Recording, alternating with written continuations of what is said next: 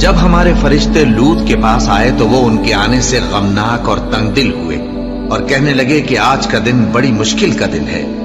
اور لوط کی قوم کے لوگ ان کے پاس بے تحاشا دوڑتے ہوئے آئے اور یہ لوگ پہلے ہی سے انتہائی بیہودہ حرکتیں کیا کرتے تھے۔ لوط نے کہا کہ اے بھائیو، یہ جو میری قوم کی لڑکیاں ہیں یہ تمہارے لیے جائز اور پاک ہیں، تو اللہ سے ڈرو اور میرے مہمانوں کے بارے میں مجھے بے آبرو نہ کرو۔ کیا تم میں کوئی بھی شائستہ آدمی نہیں؟ وہ بولے، تم کو معلوم ہے کہ تمہاری ان بیٹیوں کی ہمیں کچھ حاجت نہیں، اور جو ہماری غرض ہے اسے تم خوب جانتے ہو۔ لوط نے کہا، اے کاش مجھ میں تمہارے مقابلے کی طاقت ہوتی یا میں کسی مضبوط قلعے میں پناہ لے لیتا۔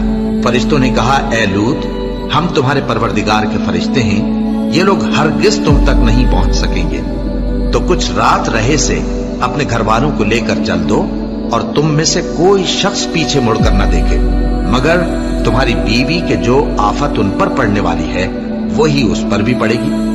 ان کے عذاب کے وعدے کا وقت صبح ہے، اور کیا صبح کچھ دور ہے؟